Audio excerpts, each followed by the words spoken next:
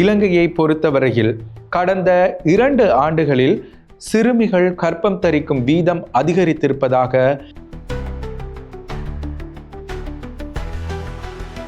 ஒரு teenage pregnancy அம்மாவுக்கு anaemia, அதாவது குருதிச்சோகை ஏற்படுவதற்கான சந்தர்ப்பம் கூட. இவ்வாறான ஒரு சமூக சீர்குலைவான நிலைக்கு காரணம் யார்?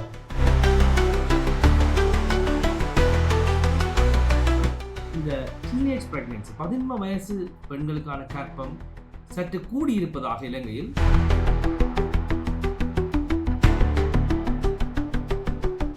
குறிப்பாக 16 வயதிற்கு கீழ்ப்பட்டவர்கள் அவர்கள் விரும்பியோ விரும்பாமலோ கர்ப்பம் தரித்தால் அது பாலியல் வன்கொடுமை சட்டத்திற்கு கீழ்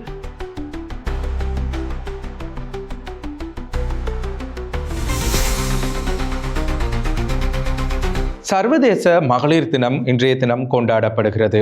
அந்த வகையில் பெண்களுக்கான சமத்துவம், அவர்களுக்கான உரிமையை நிலைநாட்டுதல் உள்ளிட்ட பல்வேறுபட்ட விடயங்கள் இன்றைய தினம் பேசு பொருளாக காணப்படுகிறது. இருந்த போதிலும் அவர்களுடைய யதார்த்த வாழ்க்கை என்ன, அவர்கள் வாழ்வியலில் எதிர்நோக்கக்கூடிய பிரச்சனைகள் என்ன என்பது தொடர்பில் நாளாந்தம் ஒவ்வொருவரும் சிந்திக்க வேண்டும்.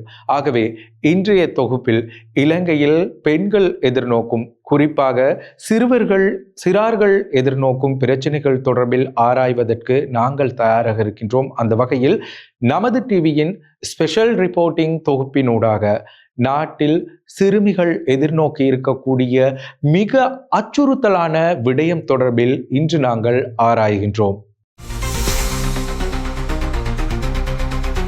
உங்களுக்கு தெரியுமா, நாடளாவிய ரீதியில் சிறுமிகள் கர்ப்பம் தரிக்கின்ற வீதம் அதிகரித்திருக்கின்றது.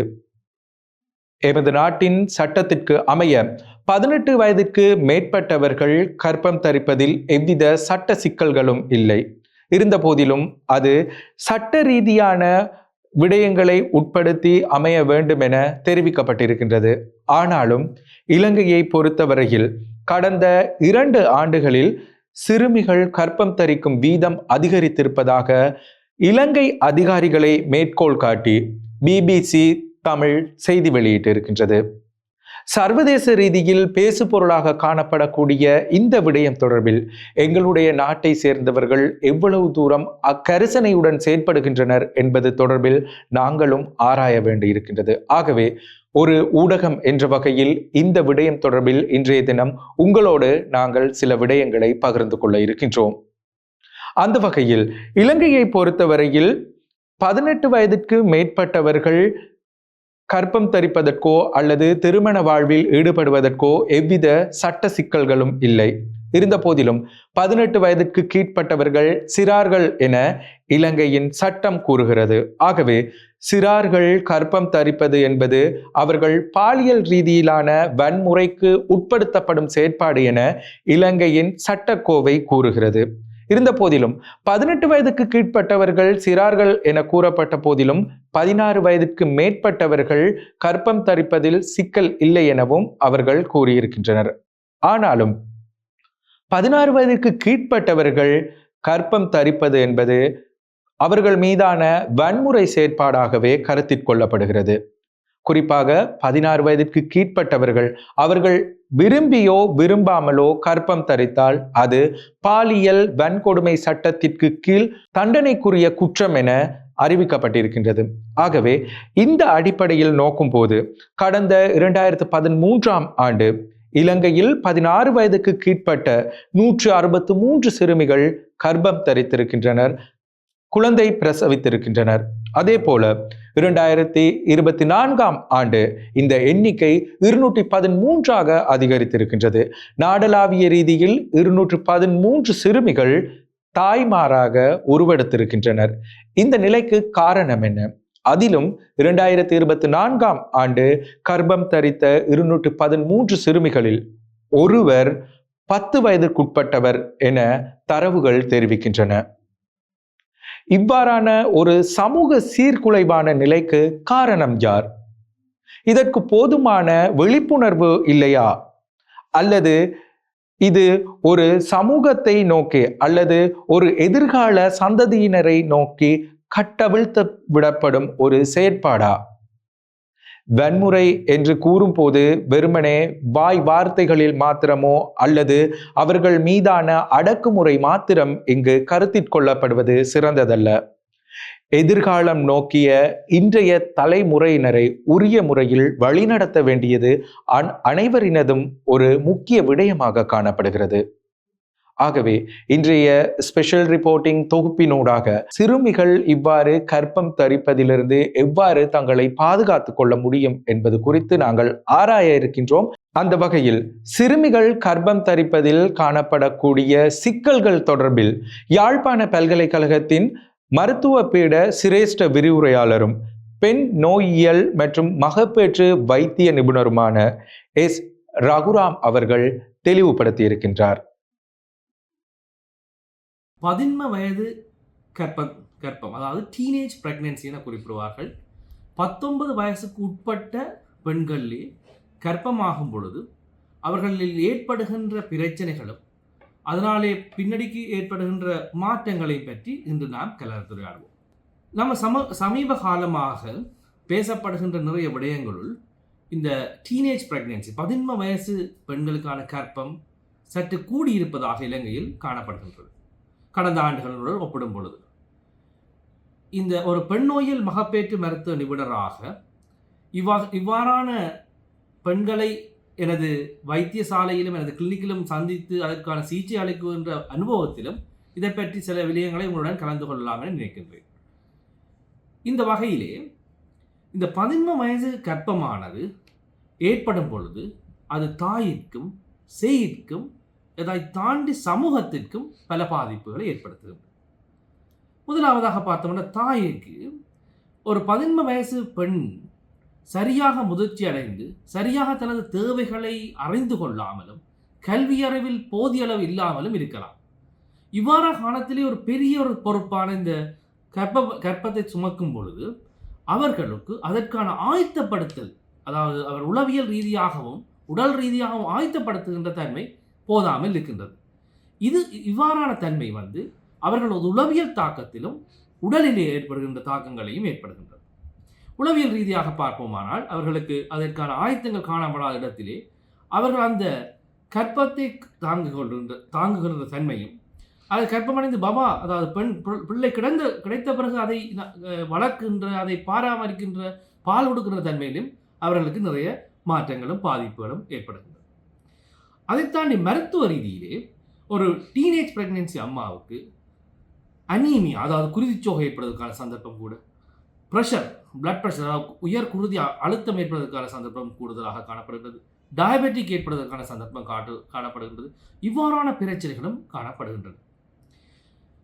குழந்தையை எடுத்து பார்ப்போமானால் குழந்தை சரியான முறையிலே அவர்கள் அந்த கர்ப்பத்தை அவர்கள் கவனிக்காமலும் சரியான வகையிலே கொண்டு செல்லாத பட்சத்திலே அந்த குழந்தை நிறை குறைவாக, அதாவது ஃபீட்டல் growth restriction, அதாவது நிறை குறைவாக பிறப்பதற்கான சந்தர்ப்பங்களும் இருக்கின்றன.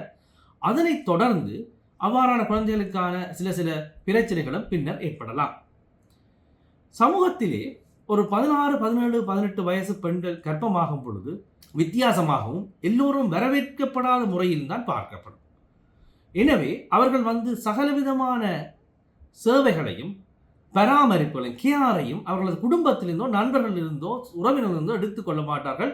அவர்களும் கொடுக்க மாட்டார்கள். கொடுப்பது சற்று குறைவாக காணப்படும். இதெல்லாம் என் அனுபவத்திலே கழிச்சு கொண்டிருக்கிறேன். இவ்வாறாக காணப்படும் பொழுது அவர்களுக்கு ஒரு உளவியல் தாக்கமும் ஏற்படுகின்றது. அது மட்டுமல்லாமல் இன்னொரு பக்கம் பிரச்சனை ஏற்படுகின்றது. இந்த 11 வயது பெண்கள் சில பேர் அவர்கள் திருமணம் ஆவதற்கு முன்பு இவ்வாறான கர்ப்பம் அடைவது. அவர் திருமணம் ஆவதற்கு முன்பு கர்ப்பம் அடையும் பொழுது எங்கள் இலங்கை போன்ற நாட்டிலே திருமண வயசு 18, ஆனால் 16 வயசுக்கு பின்பு கர்ப்பம் அடையலாம். திருமண வயசு 18. அப்போ இவ்வாறான திருமணமாக முதல் அவர்கள் கர்ப்பம் அடையும் பொழுது அவர்கள் அந்த கர்ப்பத்தை அழிப்பதோ அப்படியான சில சட்டவிரோதமான செயல்களுக்கு ஏற்படுவார். இலங்கையை பொறுத்தவரையிலே கர்ப்பம் அழித்தல் என்பது சட்டவிரோதமானது. அப்போ சட்டவிரோதமான செயற்படுதல் ஈடுபடும் பொழுது அதுவும் அவர்களது உள தாக்கத்தை ஏற்படுத்தும். ஆகவே நாங்கள் பார்த்தோமானால் இந்த 11 வயது டீனேஜ் பிரெக்னன்சி ஒரு பெண்கள், அதாவது தாய்மார்களிலும் குழந்தைகளிலும் சமூகத்திலும் பலதர வகையான பாதிப்புகளை ஏற்படுகின்றன. எனவே நாங்கள் இதை பற்றியான சரியான ஒரு விழிப்புணர்வை ஏற்படுத்திக் கொள்ள வேண்டும்.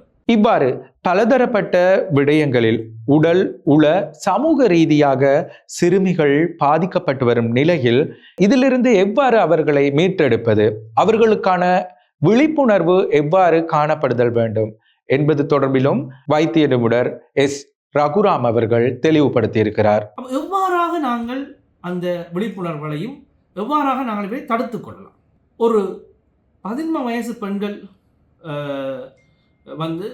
அவர்கள் திருமணமாகாமலோ இருக்கும் பொழுது குழந்தைக்காக அவர்கள் முயற்சி செய்வதை தடுக்க முடியாது. இப்பொழுது பார்த்தீங்கன்னா இலங்கை நாட்டிலே பப்ளிக் ஹெல்த் மிட்வைஃப் PHM, குடும்ப சுகாதார நல மாதிரி என்று குறிப்பிடுவோம், அவர்கள் எல்லோரிடமும் காணப்படுகிறார்கள். அவர்களை அணுகுவது மிகவும் இலகுவானது.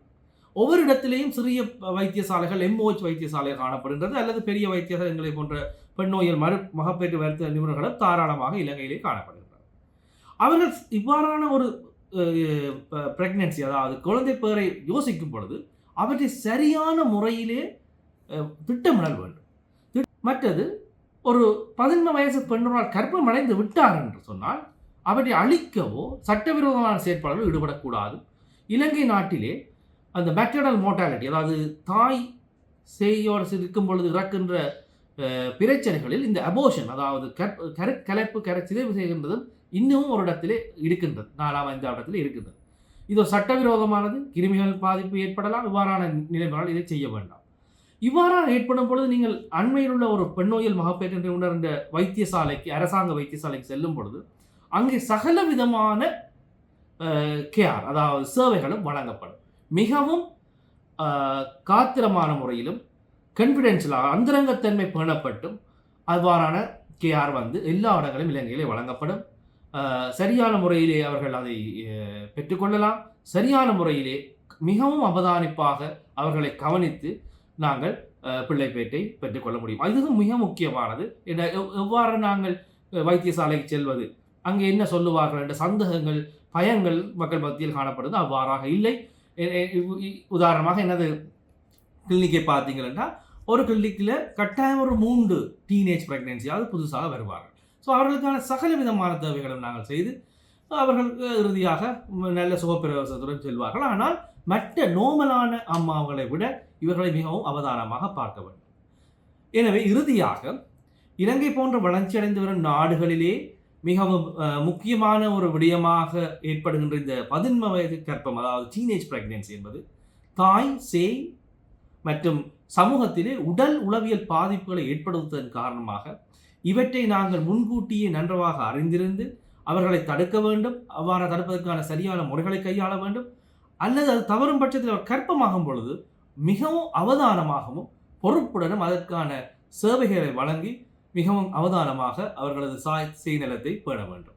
விழிப்புணர்வு ஏற்படுத்துவது என்பது ஒரு சாதாரணமான விடயமாக இருக்கலாம், அல்லது அவர்களுக்கான ஆலோசனைகளை வழங்குவது என்பது ஒரு சிறிய விடயமாக இருக்கலாம். இருந்த போதிலும் இதிலிருந்து சிறுமிகளை பாதுகாக்க வேண்டும், அவர்களுடைய எதிர்காலத்தை உறுதிப்படுத்த வேண்டும். இதற்கு ஒருவரால் மாத்திரம் முடியாது, அல்லது வழங்கப்படக்கூடிய ஆலோசனைகளால் மாத்திரம் இதனை மாற்றிவிட முடியாது. சமூகம் என்ற ரீதியில் அனைவரும் ஒன்றிணைந்து செயற்படும் பட்சத்திலேயே இவ்வாறான விடயங்களிலிருந்து அனைவரும் மீள முடியும் என்பதை இன்றைய தொகுப்பினூடாக வலியுறுத்த விரும்புகின்றோம். நிலையான எதிர்காலத்தை உருவாக்குவதற்காக அவள் வலுவான வழிகாட்டியாக இருப்பாள் என்ற தொனிப்பொருளில் இன்றைய தினம் சர்வதேச மகளிர் தினம் கொண்டாடப்படுகிறது. ஆகவே அவள் வலுவானவளாக அமைவதற்கு நாங்கள் அனைவரும் அவளுக்கு ஒத்துழைப்பை வழங்குவோம் என்பதை இந்த தருணத்தில் கூற விரும்புகின்றோம்.